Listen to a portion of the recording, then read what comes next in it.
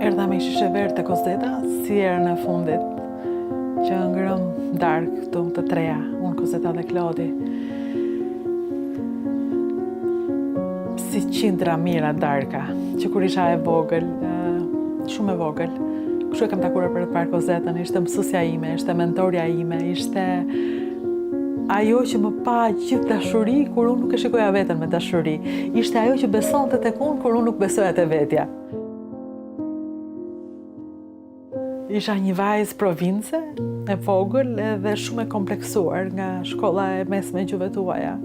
Vija nga një qytet, vija nga Flora, ku më donin të gjithë, në një qytet ku nuk më donte askush. Dhe Kozeta më deshi.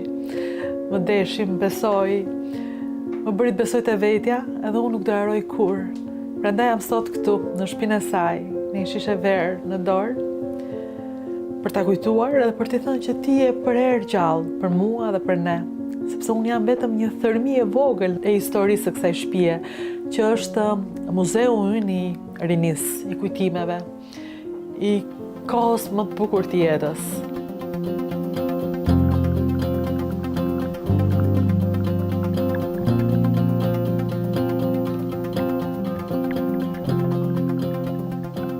Ishte një nga ato shtëpitë që si në prallas, me thënë, zmadhohen dhe mund të nxënë gjysmën e qytetit brenda, në kuptimin e vërtetë të fjalës.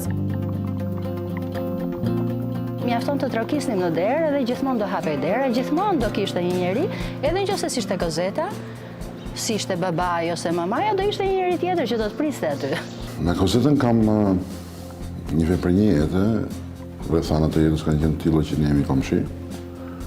Pastaj kemi bërë të njëjtën në shkollë, pastaj kemi qenë natyrë shumë afër njëra tjetrës, kështu që është një rreth 45 vjeçare miqësia që unë kam pasur me Kozetën. Kozetën e kam njohur që 15 vjeç në plazh në Pogradet. Kozeta është 5 vjet më e madhe se unë. Dhe që në momentin e parë që e njohat, po tani e realizoj. Atëherë ishte si një diell që u bashkua me diellin tim, me të mirën time. Dhe unë tani kuptoj që sapo kam njohur Kozetën, sapo u futa në rrezën e saj, i besova Kozetës pjesën time më të mirë, pjesën time divina.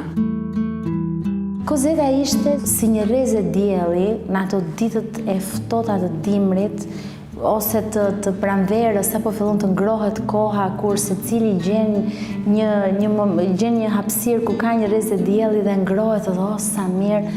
Kozeta ishte realisht ajo rrezë dielli që na ka ngrohur.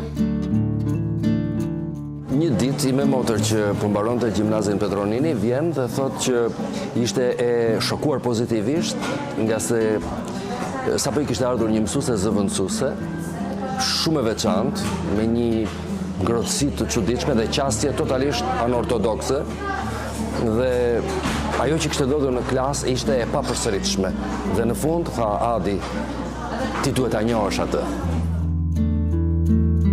Nuk kaloi shumë kohë, edhe Kozeta i kishte thënë që edhe unë kam qejf ta njoh Adin, sepse Tirana re, ne jetonim tek Petronini Luarasi, ajo e kishte shtëpinë tek Misdymshyri, kështu që u takuam. Ishte nga ato takimet të Tiranës asaj kohe, të fillimit të viteve 90, që në anglisht quhen a hit-off, kur ti duket sikur ke qenë gjithë jetën miq, duket sikur i di njëri tjetrit gjithçka, duket sikur ti vazhdon një miqësi e cila ka ekzistuar për një arsye çfarëdo metafizike, nuk është vendosur në timeline.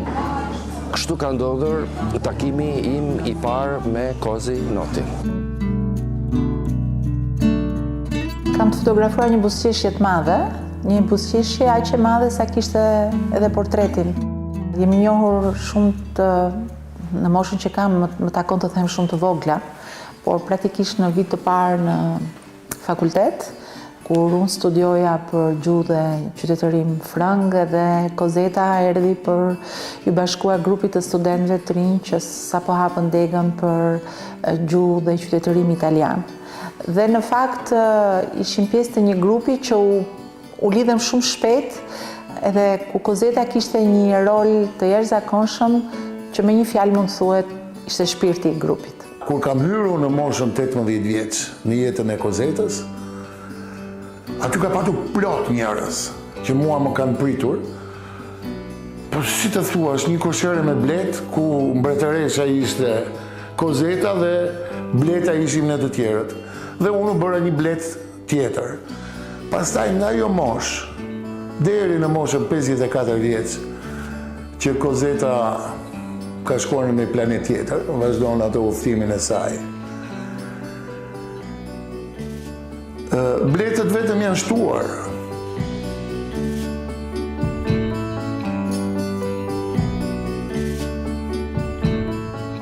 Njohja ime me Kozetën fillon në vitin 1984, kur unë u emrova si pedagoge në Fakultetin e Gjuhëve të Huaja dhe më ngarkuan që të isha si pedagoge kujdestare për një grup të italishtes, pjesë e cilit ishte dhe Kozeta. Dhe më vonë shkuam në aksion në Lukov, sa atëherë ishte pjesë e kurikulës, dhe unë mbaj mund Kozetën si një vajzë me një buzëqeshje të ëmbël, e cila ishte gatshme t'ia dhuronte kujtdo, me një fytyrë që rezatonte mirësi dhe një tip social.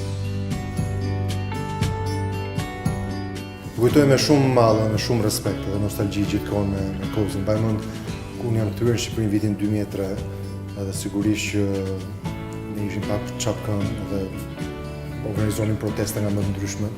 Nuk ishte shumë e udhës që ti të asociohej me dikë që proteston dhe do të trazoj establishmentin. Kozi ishte një nga ato motrat e mëdhaja të para që thoshte bravo, kjo jep shpresë, kjo sjell energji të mirë në qytet, dhe nga ata njerëzit me atë stofin, me atë xhinsin urban që e kupton që debati na bën më të mirë, që ndonjëherë kërleshja e ideve na purifikon. Kozeta e kujtoj kaq shumë, se mendoj se nuk na mjafton kosot të u shpjegoj gjithë kujtimin 25 vjeçare.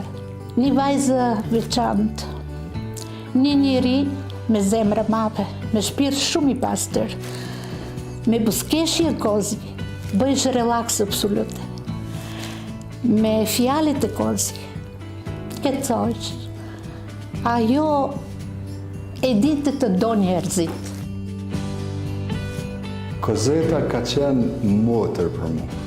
Edhe unë kam qenë vllau i saj, zyrtarisht. Edhe neve nuk na ka bënë një nonë, po motër e vllau kemi qenë gjithmonë. Njohja me Kozetën ka qenë rreth viteve 92.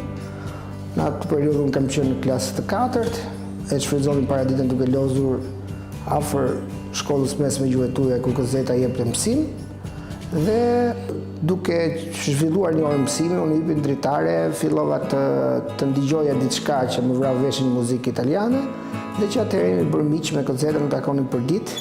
Kozeta filloi mësuesin e gjuhës italiane, profesionin e adhuronte. Kërkonte prej vetes të jepte maksimumin brenda mureve të klasës, por edhe kjo nuk i mjaftonte.